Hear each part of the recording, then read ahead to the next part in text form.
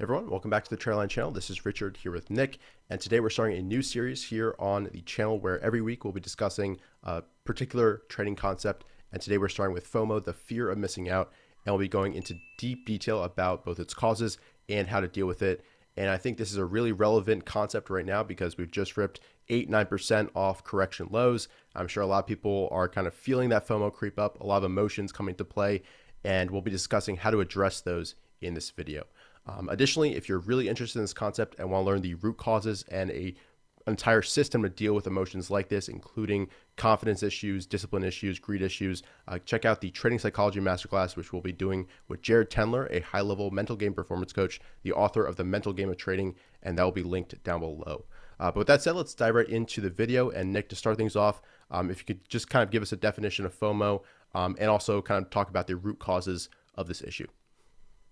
Absolutely. Thanks, Richard. FOMO stands for the fear of missing out, which we mentioned. What exactly is it? It's when you buy a stock when you didn't plan on buying it. And the only reason that you buy it is because you don't want to miss out on a money-making opportunity.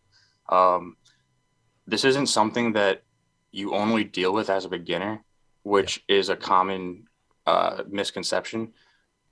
You deal with this even as an experienced trader. So no matter you've been trading for 6 months or 16 years, you're still dealing with FOMO. So basically, what are the causes of fear of missing out and why do so many traders struggle with it? It's, in my opinion, comes down to three things. Social media, I like to call a highlight reel. People are always posting the good, they're never posting the bad. So you're having bad trades. Maybe you just lost $500 today, but someone posts that their account's up 10%, right? And so now you're really, really feeling that FOMO. And so you go place a trade because all you're looking at is the potential gain and you're ignoring the potential loss. And when we're trading as professionals, we need to treat our trading like a business, and we need to be calculated, and taking a trade just for the potential reward while completely ignoring the risk is not a calculated move.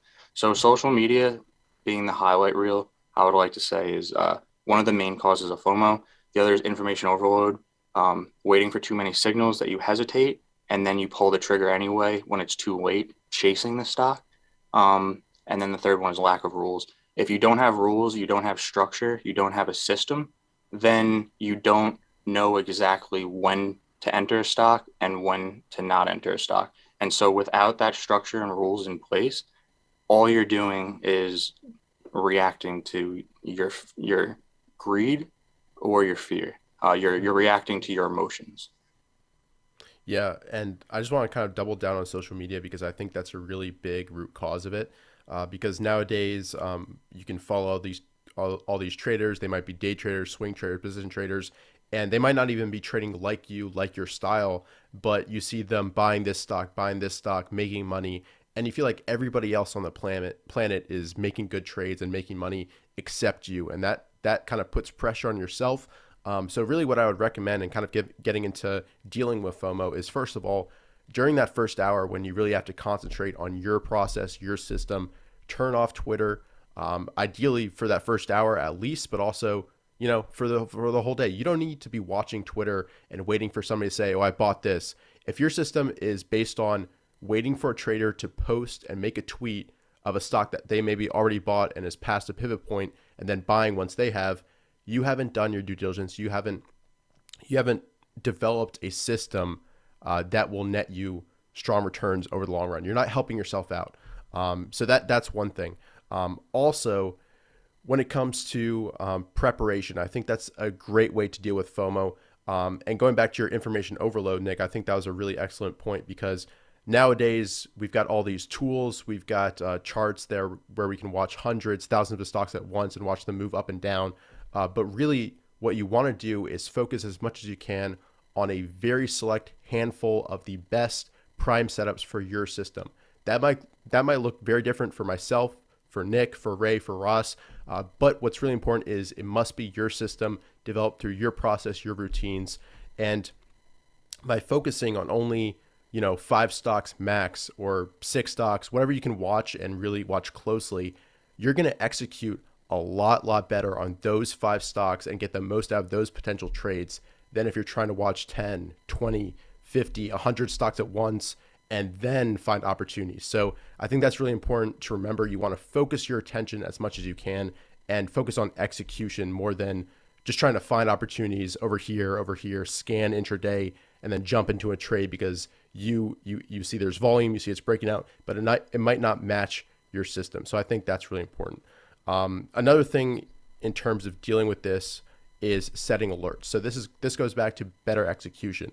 By setting alerts just below the pivot, you're going to make sure that you're watching that stock before it's breaking out. So later on, when it's already 5-6% above that pivot, you're not chasing the stock there. You were watching it as it's breaking through the perfect entry point, and that will help decrease your FOMO. And I think, Nick, we were talking earlier before we press record, you were mentioning about how traders need to recognize there's always a retest of a pivot, and there's often other opportunities to get into a stock. So I'd love to hear your thoughts on that. Absolutely. Well, it's always common, to think a stock is going to go straight up when you're not in it. Right. But if you look at the charts, most stocks after they break out will more often than not come back and retest that breakout point. So if you're aware that it's most likely going to come back and retest, that right there is enough to hopefully stop you from chasing past that pivot. If you buy at a pivot point and you're risking 5%, it's a calculated move. If you chase 4% past the pivot point and your risk is the same, now you're almost double at 10% risk. So it's really important to be patient and understand that it's likely going to come back and retest. If you're chasing and not taking calculated risks, this is gambling. Yeah. If you're gambling, your luck is always going to run out. Something that we talk a lot about at TraderLion is having an equity curve mindset. And what that means is, so I'll just step back for 1 sec. A lot of traders, you start the first stage, you're losing money, you don't have much luck, and then you start getting lucky.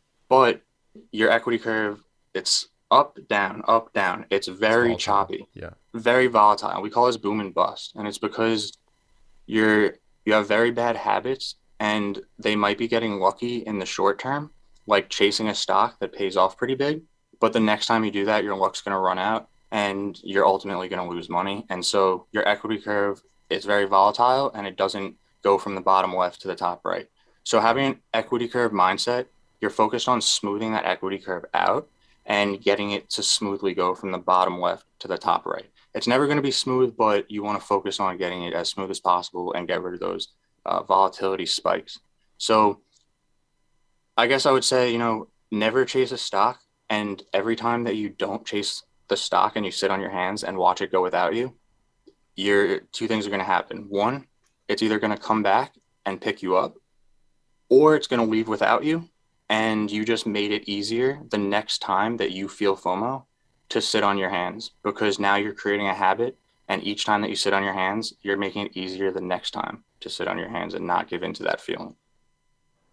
Yeah, 100% agree. And going back a little bit to the retest, we like to say at TraderLion that you don't want to buy a stock more than 2% past the pivot. That's a good kind of rule of thumb. Ideally, it's less than that. Ideally, you're buying, right at that pivot or just above it. But that just kind of helps you keep that risk in check and make sure that you're not gambling. You're trying to get that smooth equity curve and you're managing risk tightly, which at the end of the day is the most important thing. So when it comes to FOMO, I think that's super important. And overall, I think we've gone through a lot of really important tips and concepts in this video. Let me know your thoughts down below in the comment section. What would you add to this conversation? Was there a situation where you're feeling FOMO, but you're able to address it somehow? Let us know. And also give us some ideas for future concepts that you'd basically like us to cover. And hopefully this video was helpful. So go ahead and leave a like down below and subscribe if you're new to the channel. And we'll see you guys in future videos. Thanks.